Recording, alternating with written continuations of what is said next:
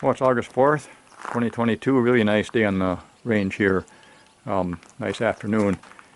And also apparently it was a nice afternoon to have a chain fire because we just had one. First one that I've ever had, and I've been around a bit and shooting quite a bit of these black powder guns and probably thousands of rounds in the last few years and without a chain fire, but we had one today. And there's really no big amount of damage to anything here. I could just tell there was extra recoil when I fired it, and what it was is the chamber that would be coming up next is the one that went off. One right here, and the ball must have just slid out past of course the barrel wedge was shoved in, of course. It must have just slid between the barrel wedge right over that screw that's in there.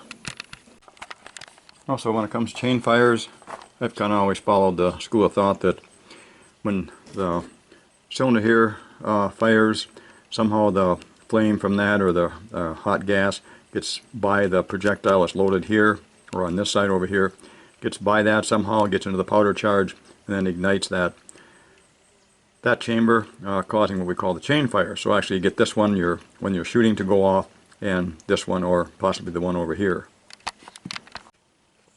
And I felt it isn't as easy for it to get in through the nipple side here. First of all, we've got these things capped. In those cases, I mean, you could have a cap that would blow off and not notice it. So we did some tests on that, and we actually loaded up this chamber here with a ball or conical with a projectile. Left these two uncapped. Didn't have a projectile loaded in here, but we did our powder in them and a wad on top of that.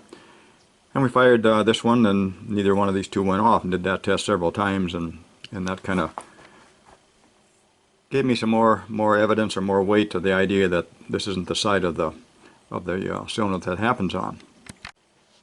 And so what I saw today is I had a camera on the gun, and I actually had a chain fire, and the camera shows that this one that actually fired. I mean, I fired this one here, but this is the chain fired one that went off. I actually had lube on the end, and I was using a conical bullet, so that gives me even more surface area, I would think. Harder for the flash to get by it. So we had the lube here, and also the camera showed up that we had a cap on this nipple over here, so it would make it even harder to get in there than the test that we ran where we actually left that cap off. And so I guess I'm saying here is I feel a lot less confident now that even if I have these chambers here covered pretty well with a good tight-fitting object or ball or conical, whatever it is there, that we won't get a chain fire, because I kind of did. So I'm beginning to think that maybe this end here is just as important to make sure you've got that really well sealed as the one down here. Next we'll show what the camera recorded during the chain fire. And using the editor we can move frame by frame to get a better picture of what took place. First frame here shows the gun before firing the first chamber.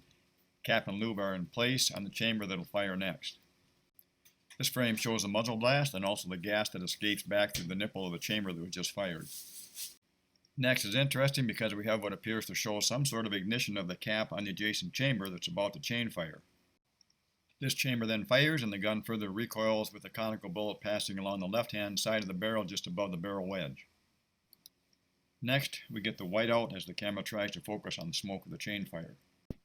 Here's what it looks like in regular and then in slow motion. I wonder if we have two cylinders going off.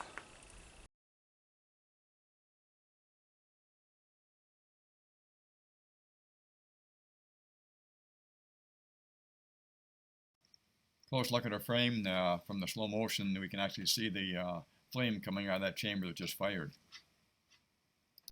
If the gas did get by the lube and the conical bullet, the powder would ignite and set off the cap before the bullet has time to get out of the chamber. I think this is pretty unlikely, and there's a better chance that the gas coming back through the nipple was able to fire the adjacent cap. I was using do-it-yourself caps that have creases along the sides and therefore probably don't make as good a seal as the factory ones. And sometimes a priming powder can get on the side, and this could act as a sort of fuse to set off the cap. Now, using this style cap doesn't have this potential problem in a rifle or a single-shot percussion pistol. I'm not saying for sure that this is the cause of the chain fire that I just had.